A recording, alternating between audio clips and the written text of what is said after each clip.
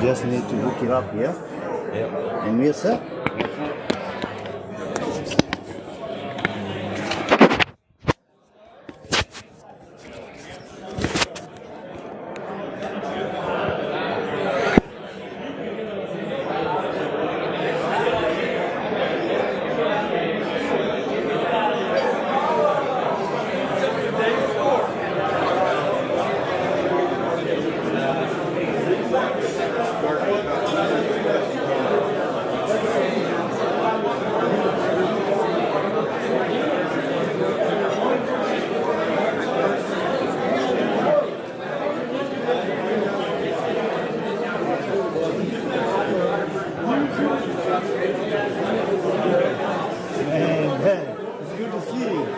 I've been fighting with Nick, like, where did we find this guy? And then Alan tells me that he used that.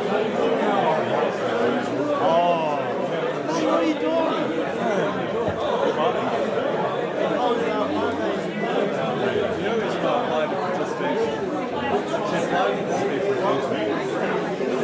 And then we haven't heard back yet. I didn't know you should have called me.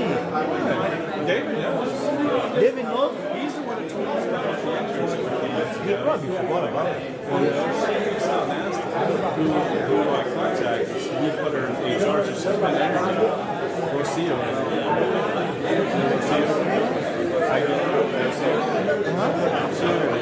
And we haven't heard back yet. I'm going to follow you. She applied to 2 jobs. What's Rocio? So there is Lucio is in teacher support. Yeah, the other one she applied for didn't get it. She got rejected. And then they interviewed her to teach. I'm thinking that I'm going to follow up on even Monday. I'm going to say that we need teachers.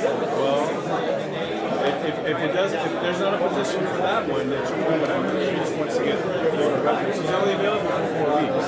4 weeks. July and August. She's available 5 or 6 weeks. Because the first 6 weeks, she's in Copenhagen and Stockholm going to 2 different classes. Immigration and all this stuff is ready. But she comes You back. told me about that story. Kia. She comes back the first week of July. You know Kia? Yeah. March and Kia. Yes. But she comes back the first week of July and she's interviewing in August. So she's there for 5 or 6 weeks. Probably that's what All right. Are you available for golf this coming week? If you tell me soon, Well, I mean, my week. I'm here this. let's I'm here play all week. Wednesday. I'm leaving Saturday. I'm here Let's all play week. Wednesday. Here, get your little calendar out.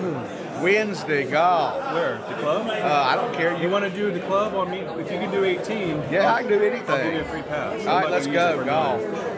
Club. Chapel Hill. You pick the time. I'm retired. No, you're not. Yes, I am. Whenever I ask, can you sponsor me? All right. Whenever you say you're retired, you're busy. My mom said, you're the busiest retired person I know. But I have a lot going on. We're at Wednesday. I got the date on my calendar. Anytime. Fine. That's fine. Let's do that. Get picked.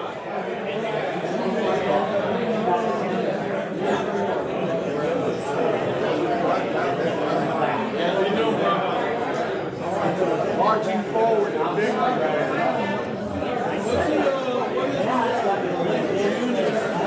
It's too damn late. I'm gonna get it out today. It's later. It's a week later than I want. Let me just put it that way. So if we don't have them waiting for 3 weeks, blame the new damn guy.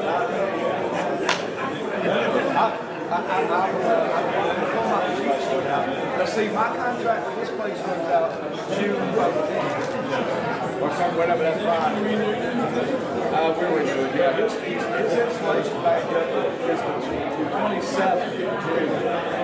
I said he's Omar. Yeah, Omar. Hey, what can I do? I couldn't follow protest.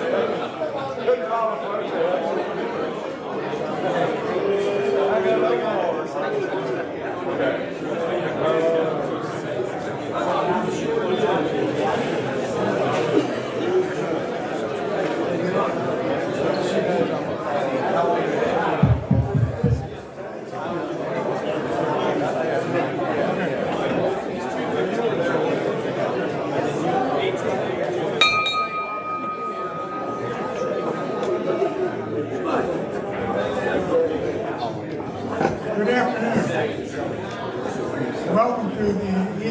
Chapel Hill Rotary. And let's hope we have a good and enjoyable meeting. My name is Clay Harrell, and I'm a relatively new member, having joined about 4 years ago when we retired here. I retired from a practice of OBGYN from Charlotte. I'd been there for 40 years, but I'd spent, at my younger age, 12 years here in Chapel Hill, going through their educational system, and after that it was Charlotte. And then we became convinced, after retiring in Charlotte, that neither of our children were going to move back to Charlotte. So in turn, we had one child in her family who lived here and 2 grandchildren here. So we made a decision to retire to Chapel Hill, and it's been a wonderful choice. We were familiar with Charlotte, but with Chapel Hill, so the move for us turned out to be relatively easy. So let's take a minute to give thanks and bow our heads. Thank you for the blessing of life, the chance to be here today with friends and business associates. Thank you for our safe arrival, this meal, and our guests. Help make productive use of our time together today at Rotary and in each setting we find ourselves today. Grant us wisdom, peace, and sense of gratitude for the many opportunities and possessions we have. Amen. Do we have any visitors today that need to be introduced? Yes. My guest is Sarah Woodard. Sarah is from Nicaragua. She is part of Jubilee House Community and Ciudad Sandino Rotary Club. Jubilee House Community is a bunch of gringos from North Carolina, right? Who, more or less North Carolina. They moved down to Nicaragua in the 90s to do good works, and they have been doing good works. We partnered with them in 2016 and 2017 to do 2 dental missions. And I went on both of those, and some of you also went on those, and they were great experiences. Very glad to have Sarah here.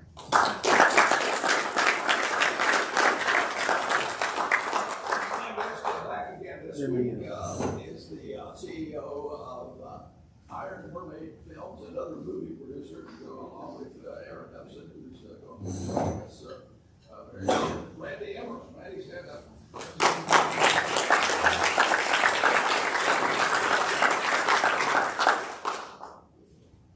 Any others?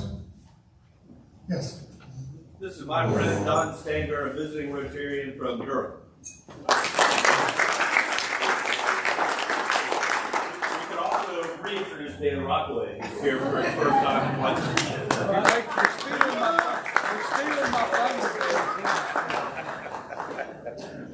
Any visiting Rotarians? For that, let's start the fun bit. All righty.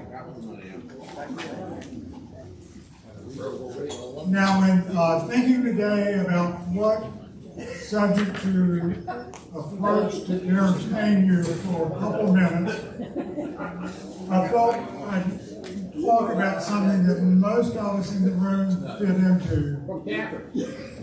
The younger people in the room would simply pay attention because one day this will come. So I looked up some thoughts about what to know when you're getting old.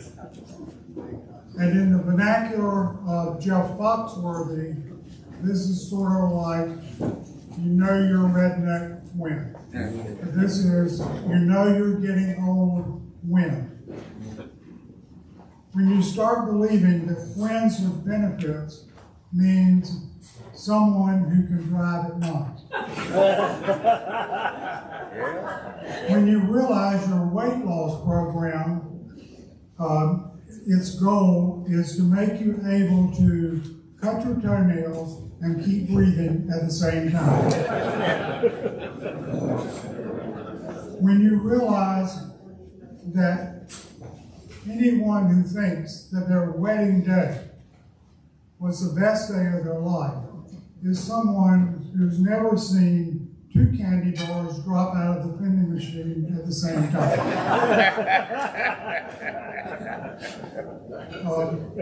When you have to be careful and rethink, on trash day, never stand near the curb.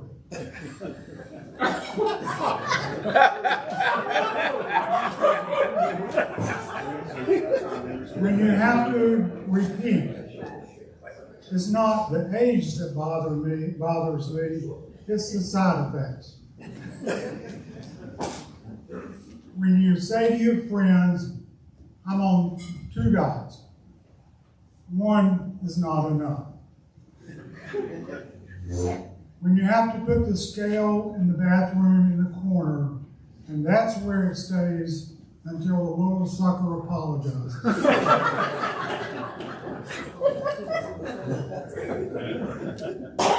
When you don't care where your spouse goes, so long as you don't have to go. And so, as we get older, we also find new words new meaning to words. For example, you know you're getting old when getting lucky means finding your car in the parking lot. When an all-nighter means not getting up to use the bathroom at night. When getting a little action means that you didn't need to take a laxative today. And then it's when your sweetie says, let's go upstairs and make love. And your response is, pick one, I can't do both.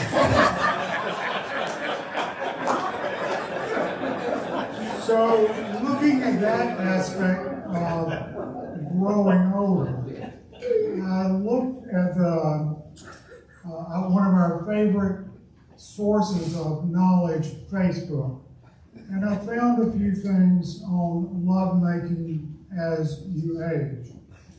Some of you might want to take notes about this, others just pay attention. So this is tips for lovemaking for seniors.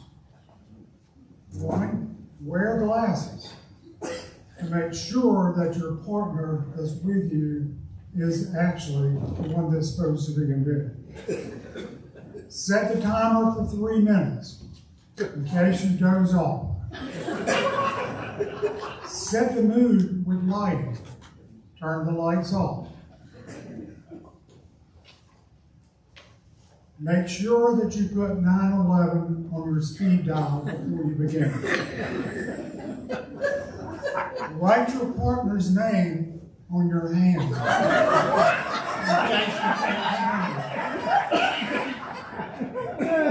Have Tylenol ready in case you're actually complete.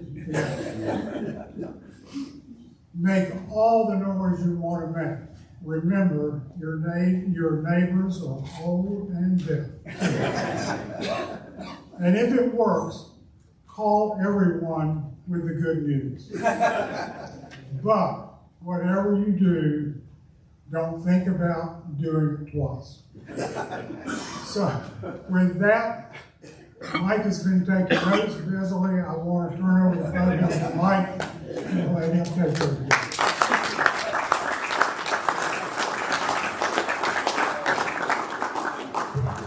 Thank you, Kel Clay, for that educational process. And guys, men over 60, remember, if the doctor asks you when you're in the ambulance going to the hospital, if you've taken Viagra, please answer yes. It helps with the heart process. If you're looking for Fred McLaren, he's not here.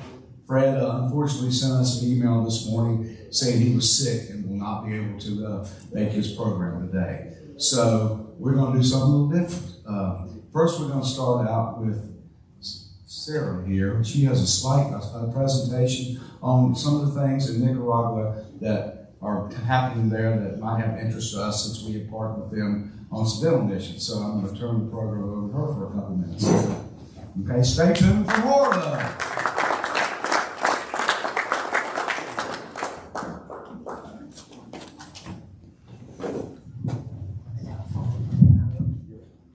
Is this good? Nope. Nope. Is this good? Yeah. All right. If I lose you back there, somebody wave at me or something, because I'm not very good at staying with microphones. But I am delighted to be here with you today. And for how many here came to Nicaragua on your trips? Oh, not very many. It's time for you to come back. Dental or no, we would love to have you back. So what I want to do is to share just a little bit about us. So greetings from Nicaragua and the Ciudad Sandino Rotary Club.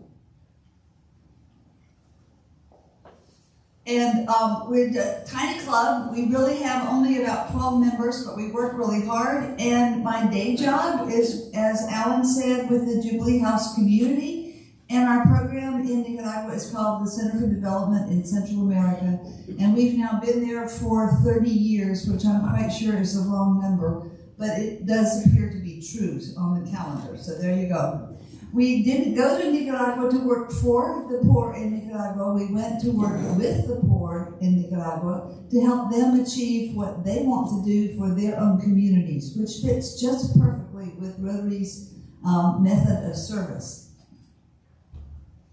So we do participate in the polio action in Nicaragua and the paint day and all that kind of stuff on a very small scale, but we do lots of other things.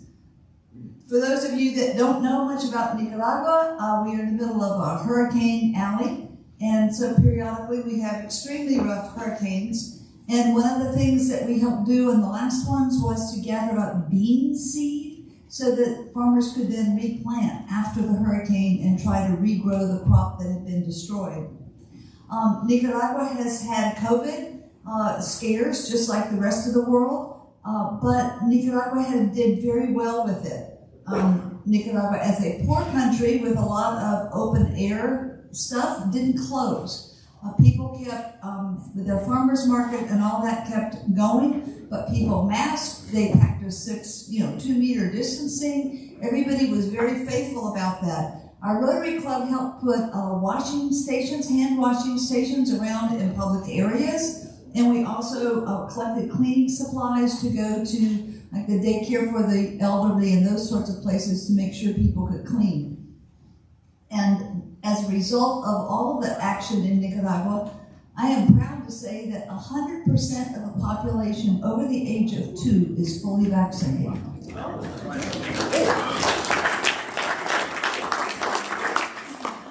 It was not a political issue. It was a preventive health issue, and people responded and lined up around the block overnight to get their vaccines.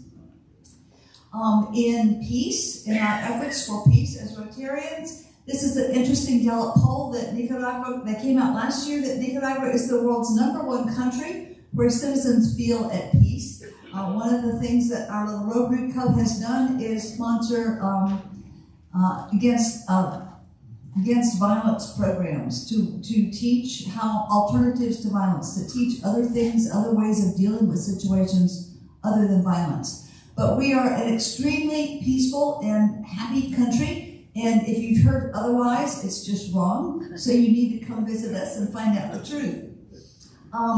In education, more and more kids now are going to school. There is free education through college. It used to be that we saw kids like this, and now we see kids like this. It truly is remarkable. One of the things that our Rotary Club has done is taking used tires. You never know how to get rid of them. And we've used them to make playground equipment in all kinds of rural schools and areas.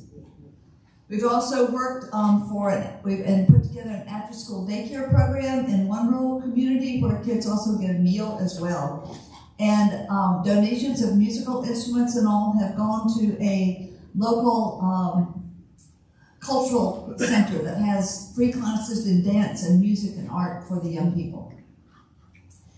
At my day jobs clinic, that some of you, only a few of you came to do dental work.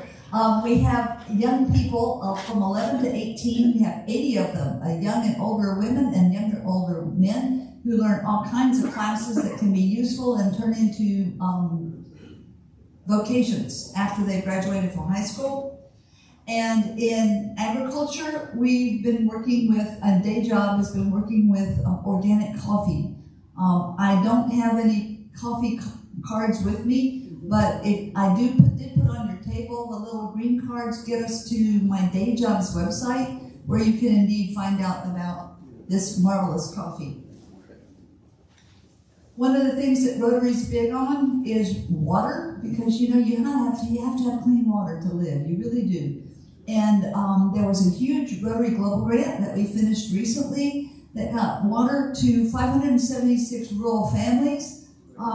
That meant that instead of hauling water in ox carts, they actually had it come to their homes. They dug over 13 miles of pipe trenches by hand and laid it. And one of the things that happens then, when we did this Rotary project, the municipal government put in the tanks, and then we did, the Global Grant paid for the funding for all the tubing.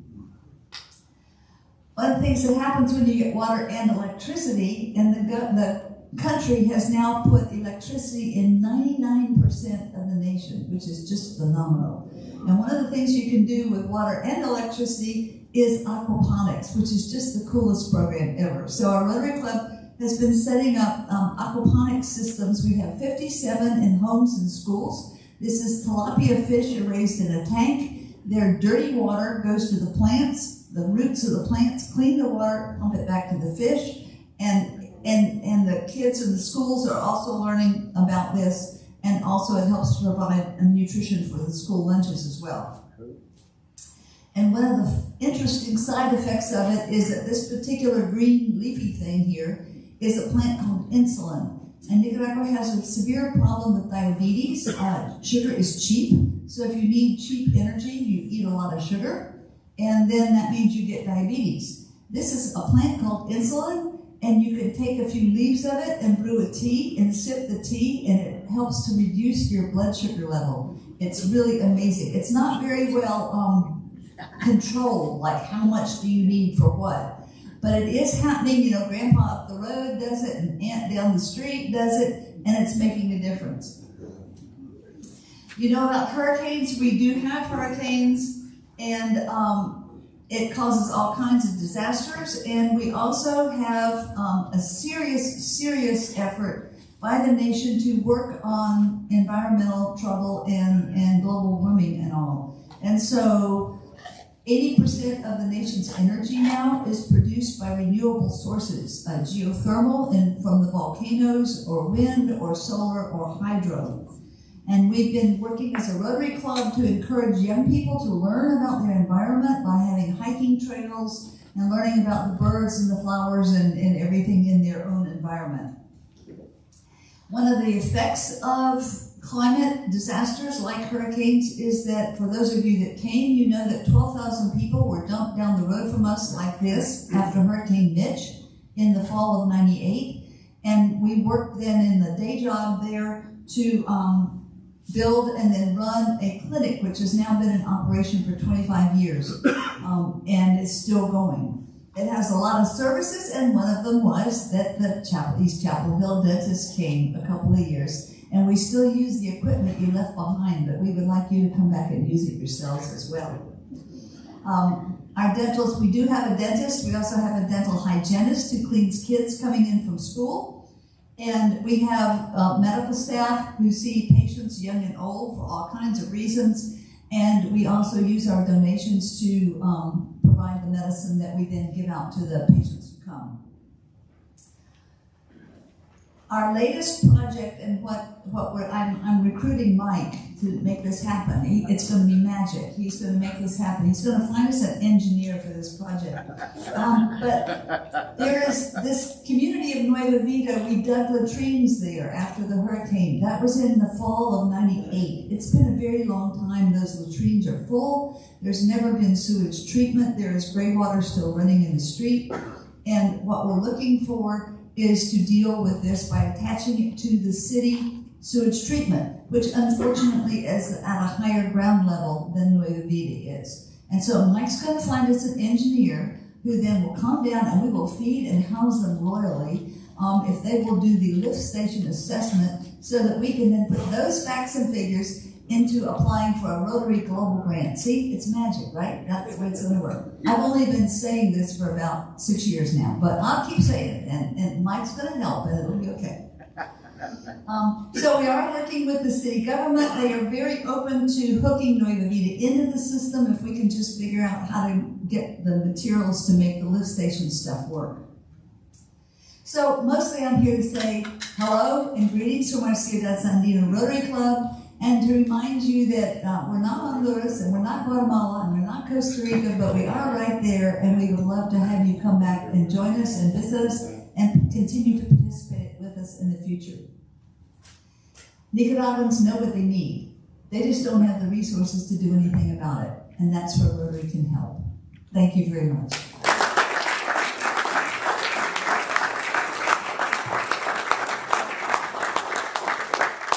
Not too bad for an impromptu program so far, eh? A couple quick announcements. Karen's got one. Please, Karen. Okay, while you guys are going through your closets and all and figuring out what the things are with your electrics and electronics that you're bringing on May 4th, keep in mind I've got a new Rotary Peace Fellow coming. I have nothing for her except plates right now. So some of these things you may have in their house, maybe they're on your list of things to truck over on next Saturday. Toaster, blender, iron, electric water heater, small rice cooker, and hair dryer. But I'll also need, clean bed linens and silverware, glasses, blah, blah, blah. So anyone who's cleaning out their house has extras of something, let me know. Thank you. Thank you. I just need to say one more thing. In the middle of your table, besides the little cards that have how to contact us and that, we contact our Rotary Club through my day job, so don't be surprised about that. There is a sign-up looking sheet. We send out a quarterly newsletter. I promise we do not bombard you with mail or email. I did have to keep repeating to Alan to get him to answer my email, but that's a separate thing. It's true, right? I did. But if you would like to stay in touch with us, then I need your name and address and email on that sheet of paper. And if you run out of space at your table, just turn it over and write on the back, okay? Thank you.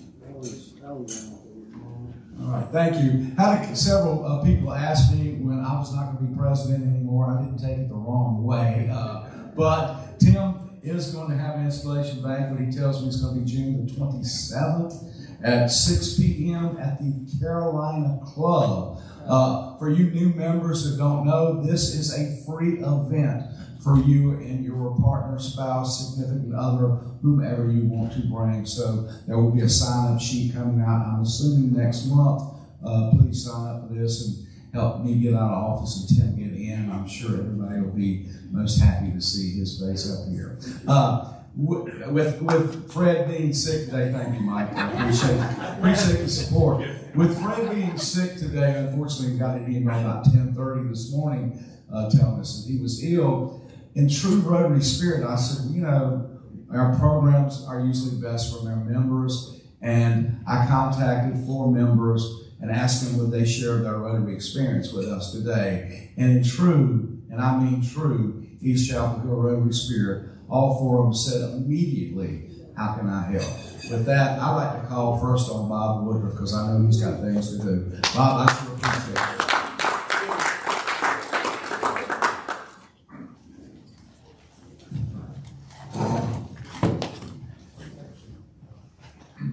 When Mike called me, I thought about what my good friend Mark Twain told me, which was the older I get, the more clearly I remember things that never happened. And so I went back and looked at my Rotary history, and it cleared up a mystery I've had of why I've never been billed for 28 years. Christy? I was inducted on April Fool's Day in 1996, so I guess I'm not really a member of the club. But the club has been a great experience for me. My best friends are Rotarians or tennis players, and many of them are both. Some people like Saul think they're a tennis player, but they're not really.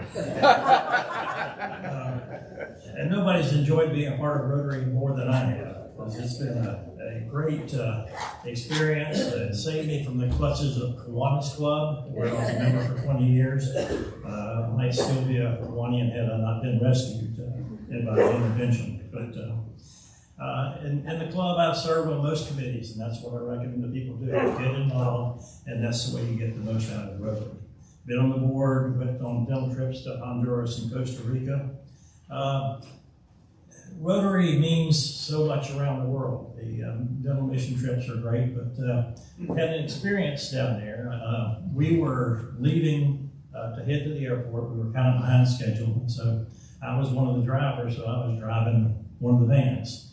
The van with all the interpreters were in the van ahead of us, and I got all the dumb people. They had so much trouble with English, and much less Spanish, so I had no help there. But the guy waved me over to the side of the road, and he was walking over toward it, and I said, I don't know any Spanish or anything, so what am I going to do? And the other people, I'm not sure if they saw us get pulled over or not, but anyway, I had on my Rotary t-shirt with a Rotary emblem on the front. And when the guy walked over, I just sort of lifted up like this, and he just went, wow. That's what Rotary means. I was president in 2008, 2009, and it may have been the best year we've ever had in Rotary. With no dessert. Can we vote on that? I followed Bill Whitson, and so I used the George Costanza method of presidential reign. Whatever Bill did, I did the opposite. I went from a speaker's table to just a podium. No nonprofit speakers, no chicken, only steak, cut each week. And so you can see kind of what we did that year. But and some of you have heard my name mentioned sometimes in relation to desserts. Or lack of. For the installation banquet that year, instead of a sit down, I did food sessions. We had a band instead of long speeches. And I went back and looked, and actually I did send out my speech in advance of the meeting. And I told people, read this at your leisure. I said, I don't have to worry about people either falling asleep or walking out in the middle of my speech. So we had, I did 2 minutes, I don't think I did 2 minutes at the actual banquet, but it was a lot better. The previous year for the dinner, people started leaving about 7 o'clock after starting at 6. I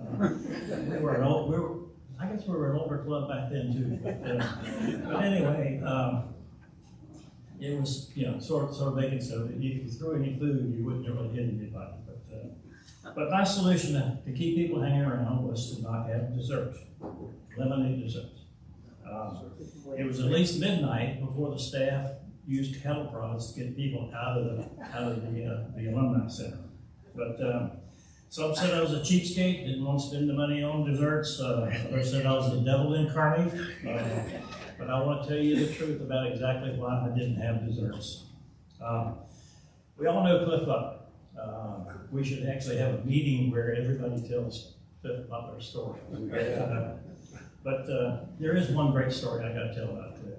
He and Linda went down to Time Out Restaurant. Most people know that, where you have the biscuits and chicken biscuits. Well, Linda ordered a chicken biscuit. And so Cliff, being the cheapskate that he is, said, no, I don't want anything. So, and then Eddie Williams, pulled the chicken off and stuck it in the thing and flipped the carcass over on the table there. It was the wrong way. And I said, what are you going to do with that? He said, well, we threw all that. I said, I'll take it. So Cliff took it and cleaned it off as he usually does, things like that. But but then he shot himself in the foot. He told Eddie, he said, Eddie, you ought to sell these things. There's a lot of chicken left on those bones.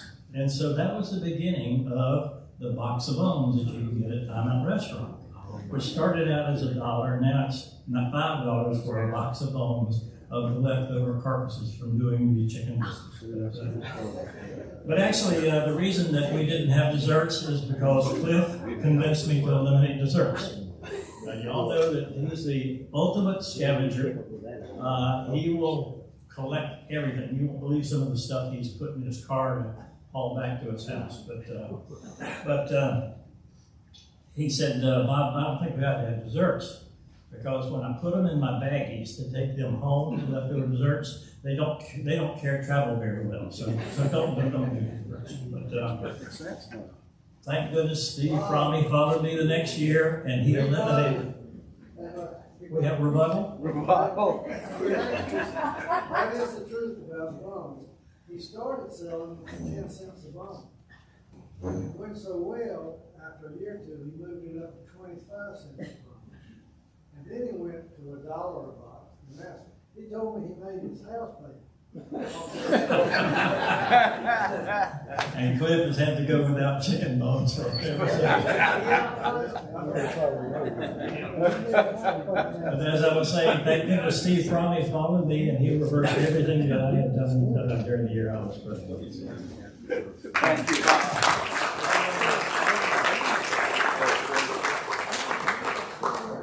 Thank you, Bob. But for you new members that don't know Bob, disregard 90% of what he just said, and you'll be okay. Continuing that vein, we're going to get one of Chapel Hill's probably most eligible bachelors still right now around, Mr. Alan Young, to come give us some words of wisdom. The Golden Bachelor. The man of the hour. It's our hour. So every time I speak before this august group, I end up singing Brick House. So let's do it, right? Bum, bum, bum, bum, bum, bum, bum, bum, bum. Come on, Bill. Bill, you're my company.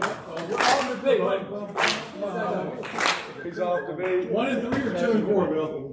2 and 4. You cannot do it on the beat. We are white, but we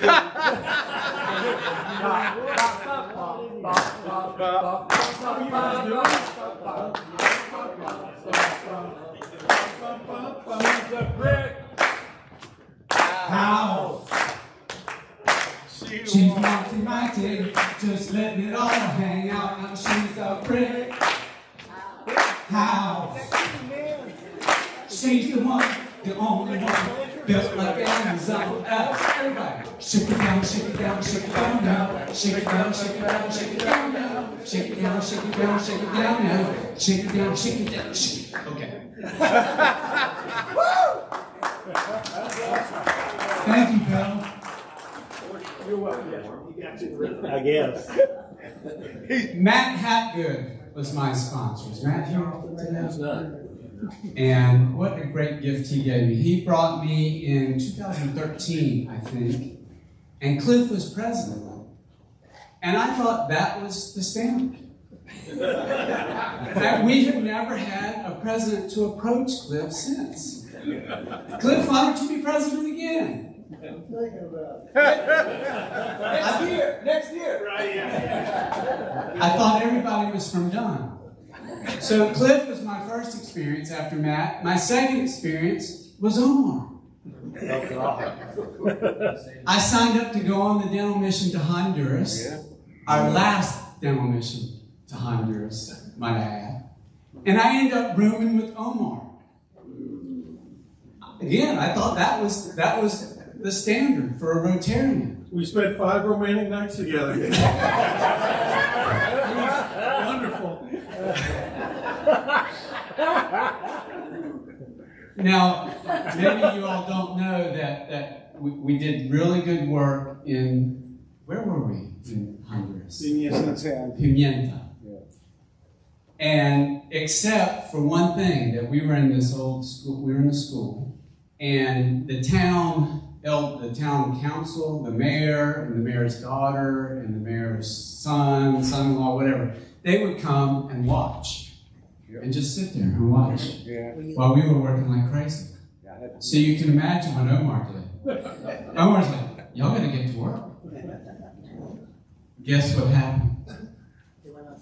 About a month later, Don Heineman got a call from a club in Louisiana. They said, Pimienta doesn't want you back. So, and Don was the third person I got to know.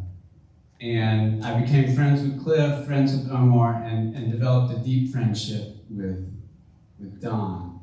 Don and I, we worked together to do the next dental mission after we got run out of Honduras. Yep. We did the next dental mission in Costa Rica, and Don and I worked hard on that. And I remember Bob Woodruff, we get down there and we have no patients, so Bob and Don and I take off looking for patients. I remember that. But Don and I, then we worked on multiple dental trips. Then we started doing videos together. Then last minute, we had no Valentine's show, so we did what was it called? The Valentine's Day Extravaganza. Still lives in infamy. And Don passed away, as you all know. He passed away a year ago. He became a dear friend of mine. And what I think of when I think of Rotary is friendship. And all the people that I wouldn't have met, that I've got to know and have become dear friends. And Rob Maitland sometimes talks about the club as kind of his church. Now he's got church, apparently. But he talks about it.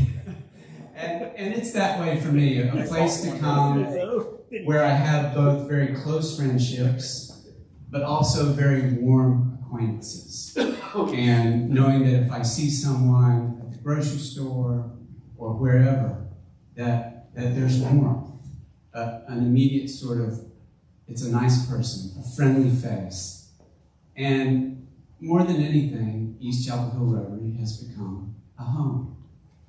So I'm glad to be here, grateful to Matt Hapgood, grateful to all of you.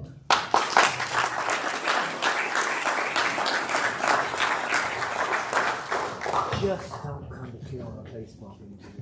Thank you, Alan. That's pretty good. I also spent some time in a van in Central American countries with Omar and Alan, and I'm no worse for wear, really. I'm a little rough around the edges, maybe, but still in good shape. I'm going to get longtime member and piano man extraordinaire Bill Baldwin to share some memories with us now.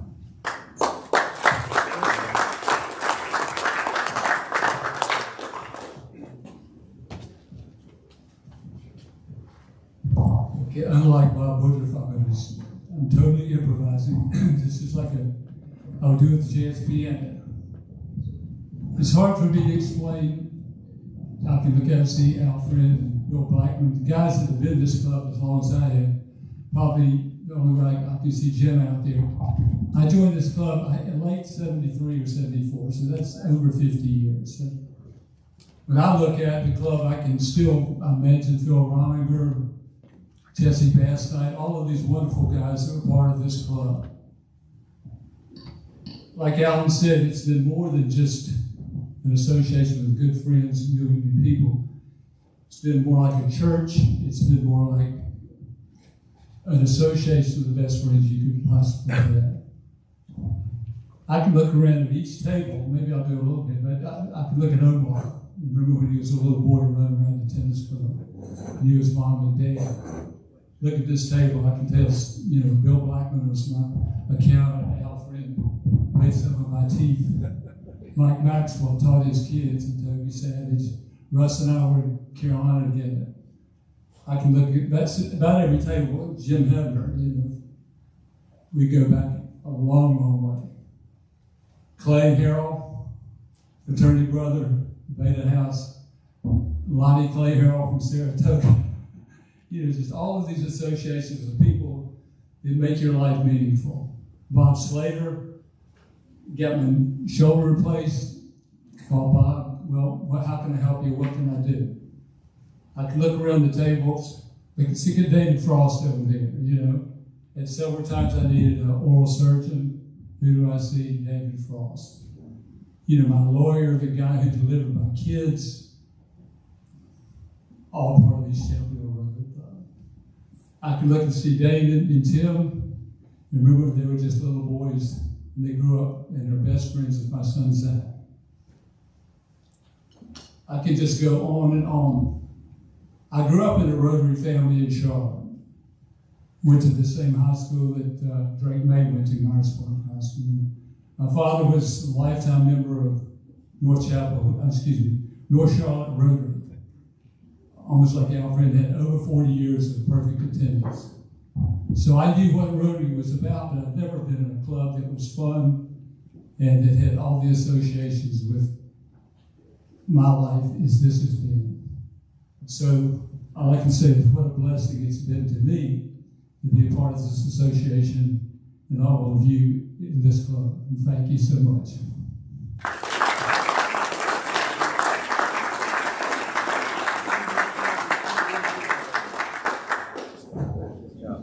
Wow. Thank you, Bill, for that. That's really, I appreciate that a lot. Finally, last but certainly not least, President-elect. Boy, I love those words. Tim Smith. Come on up, Mr. Tim.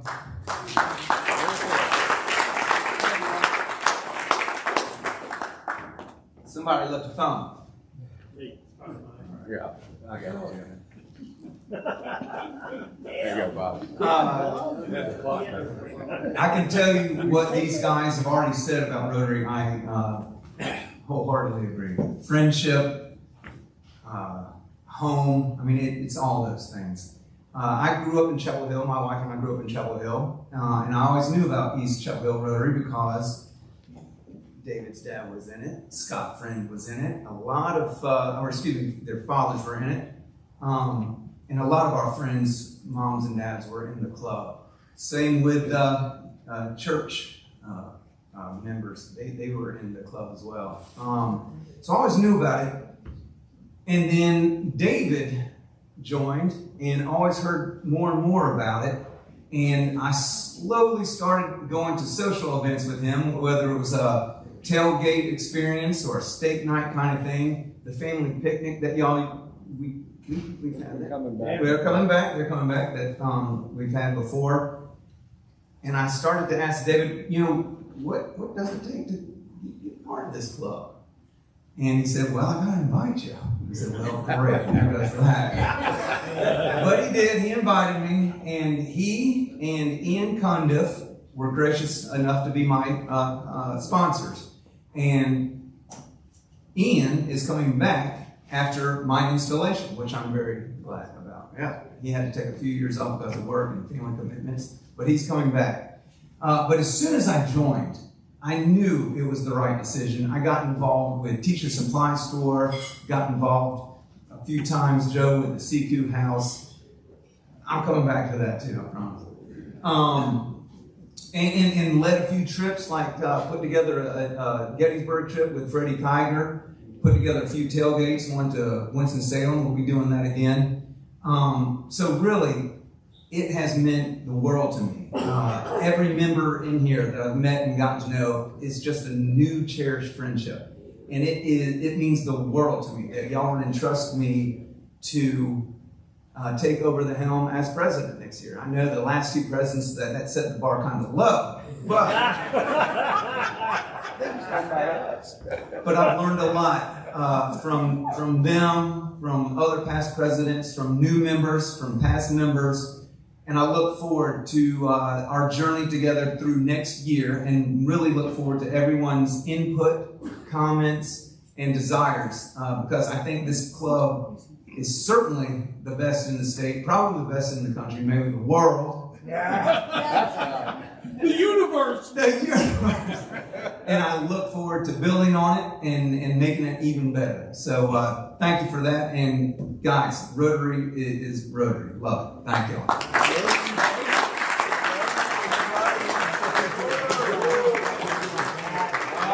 There's his campaign slogan for 24-25, y'all. Rotary is Rotary. Ooh, sort of like the ceiling is the roof, dude. I mean, you're right there with it. I'm just going to say one thing, I'm coming to the end of my term of being your president, And it's been, yeah, I know. It's okay. I remember when you used to be somebody bad. It's been humbling. This is one of the greatest things in my life. I enjoy Fridays. I have made tremendous friends here, tremendous experiences. Learned a lot from Joe. Every Friday. Sorry we didn't have Fred here today, but I kind of think we kicked this one over the bar today. Joe, I know you got something to say. For one time, I'm going to let you come on up and not be rushed. Well, yeah. Come on, Doc. And I'm not going to say a mean word about Bob Wood. I mean, Bob, he just said Bob, I got this written down. Don't worry, bro. I got you. I don't know that I can avoid it.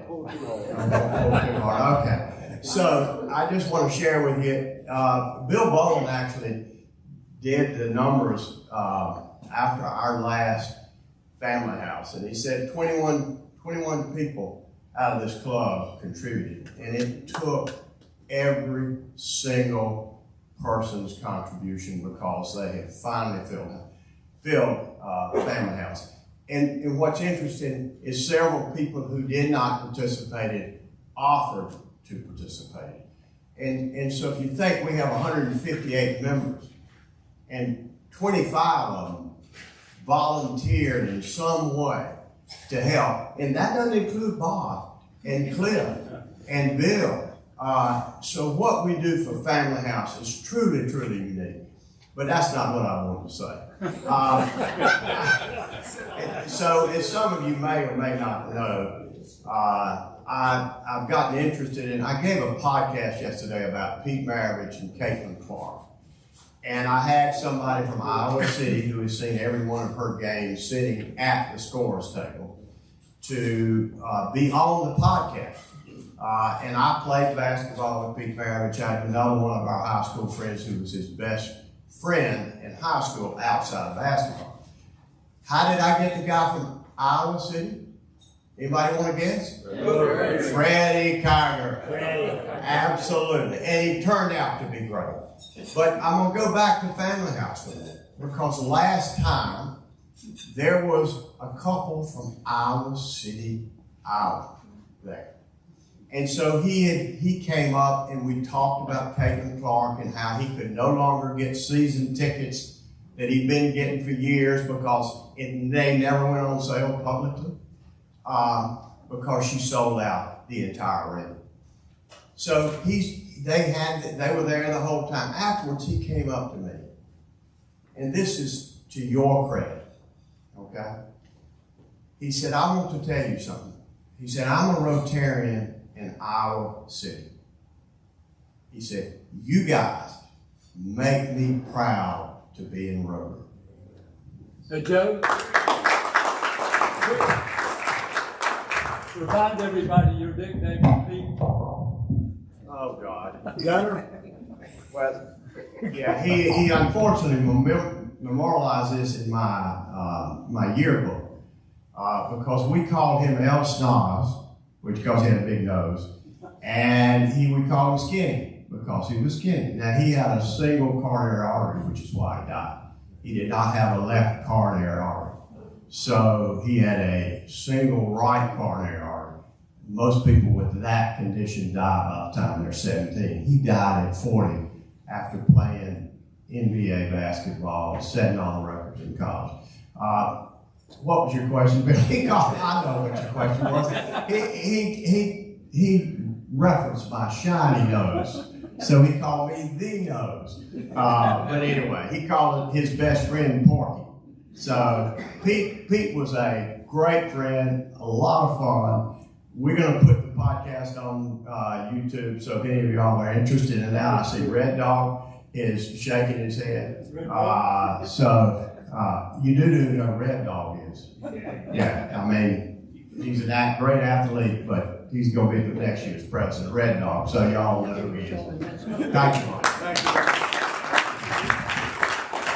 Folks, that concludes today's activities. Please have a wonderful weekend. Drive home safely. Look forward to seeing everybody here next Friday.